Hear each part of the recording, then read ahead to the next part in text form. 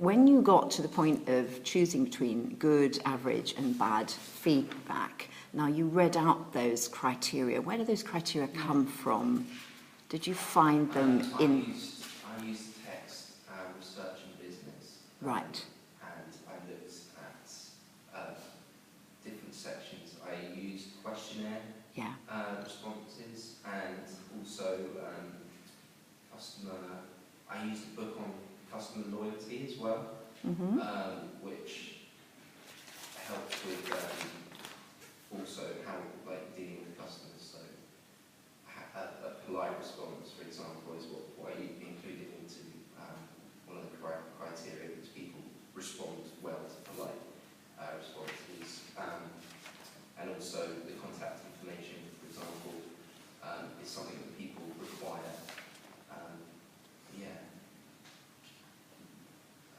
Okay, so several books, and they're in the reference list in your report.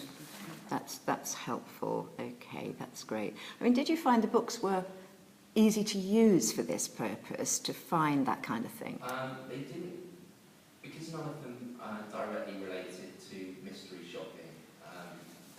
They were difficult in a sense, but it's easy to relate some aspects of customer relationship management with what we're doing at the moment. So I managed to take a few bits and bobs from. Okay, that's good, thank you. And the other thing is that the major question, you've identified 2 leads, you've gone for established companies that have a web presence, which is good. How do you know that these leads could afford Graham's company, his service? Just through, we did some background research on the companies, and obviously the way you had some good clients previously, so we know that they've generated good business. Good. And a local printer's been established for a long time. It's a limited, it's a limited good. company, and so we knew that both of those were quite higher value company, and they've got a lot of people rather than just one. So obviously a company with just an individual graphic designer wouldn't be able to prove it and probably wouldn't benefit from it. But both of these companies have a lot of employees, so by giving this customer service feedback back, they'll be able to forward that on to the employees. And especially with the web companies, their graphic designers they have a team of 2, so they split up into 2 teams, and then they have account handlers. So because there's different sectors within the business that make up the company, it obviously shows that there's different areas that they need to work on, there's different areas that they need to improve on in order to make sure that they're meeting their customer needs, because it's not just about the services they provide or the products that they're advertising, it's more about how they go about answering a consumer's inquiry, which is the first basic important thing. Okay, that's a good answer. Kwame, you talked about the original process starting from the 4 sectors and moving down to 2 to try and identify particular ones, and then finally 1.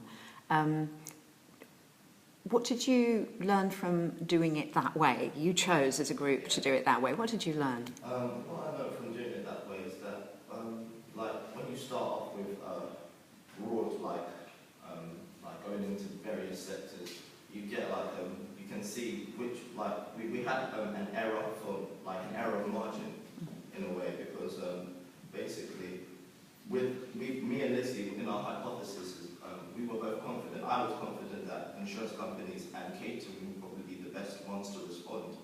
But then when we came down to actually emailing these companies, I had to go through a quota on the company and give them all my information, which would go against what we set out to do.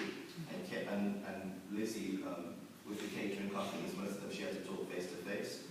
So therefore, when we came back and we found all this out, we found that actually it was better to go with web designers or graphic designers. And when we went with them, we were able to standardize, come up with the results more quantitatively. So that's why Ben was able to get that data and show how graphic designers and web designers were able to respond to the what their responses were, and how many responded early, how many responded late. Whereas if me and Lizzie had done that, we would have seen more qualitative data, more was spoken, what was said, how they said it and stuff like that. So it kind of deviated from the ideal plan which we wanted to use, going with caterers and insurance companies. Great. Can I ask a question? When you were looking at your, it's relevant to your criteria, which then informed your methodology. Did you think about in the whole, with it at the beginning, the whole concept of mystery shopping, the issue around the density of individual customer relationship? Because the industries that you've chosen, or the sectors that you've chosen, are possibly not dense in individual contact. Each business contact is capable of generating substantial income for the organisation. But that connection between the individual outside the organisation and the individual within the organisation is numerically less, probably because they actually have less units of business per individual inquirer. Do you get my drift? Yeah.